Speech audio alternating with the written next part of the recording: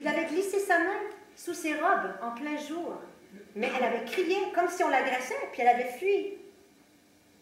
C'est vrai que la nuit, elle se soumettait à ses caresses, mais de façon apathique, comme si elle ne faisait que faire son devoir.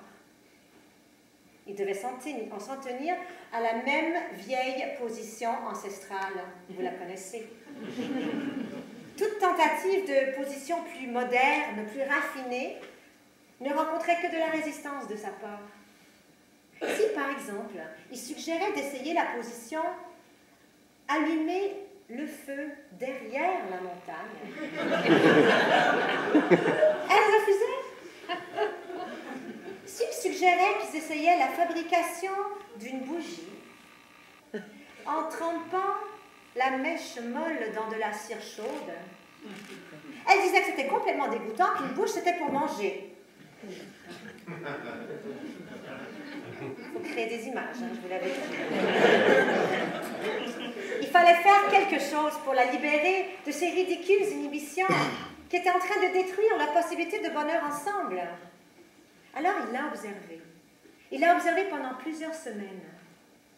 Il a remarqué qu'elle aimait beaucoup prendre des bains très très chauds. Elle aimait marcher pieds nus dans l'herbe le matin. Une fois, il l'a vue cueillir une rose et se caresser doucement le visage pendant qu'elle lisait. Ah, ça c'est l'autre chose. Elle aimait beaucoup la lecture. Alors il s'est dit, peut-être une lecture un peu stimulante pourrait faire l'affaire. Alors, il est allé de libraire en libraire, jusqu'à ce qu'il trouve le livre parfait. C'était un manuel sur l'art de l'amour, édité par nul autre que le grand secrétaire Lao Tse lui-même. Il contenait 36 tableaux qui représentaient les 36 positions de l'amour chantées par les poètes de la dynastie Tang. Il a acheté le volume et il a attendu le bon moment. Et un après-midi, qu'elle rentrait prendre la sieste, il l'a suivie dans sa chambre et puis lui a donné le livre. « Un nouveau livre, elle a dit. » Elle l'a pris, elle a regardé la page couverture. « Le palais printanier. Portrait de la famille impériale de la dynastie Tang. » Elle était contente.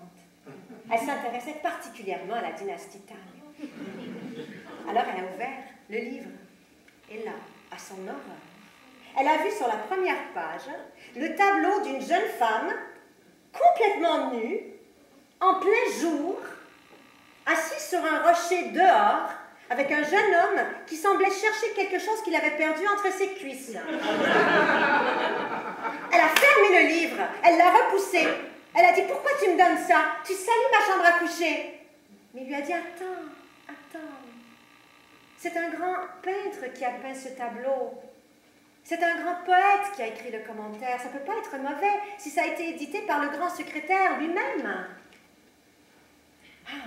Elle devait avouer que ses arguments étaient convaincants. Et elle cherchait toujours à s'instruire. Alors elle a accepté qu'il la prenne sur ses genoux. Et ensemble, ils ont ouvert le livre et il a commencé à lire.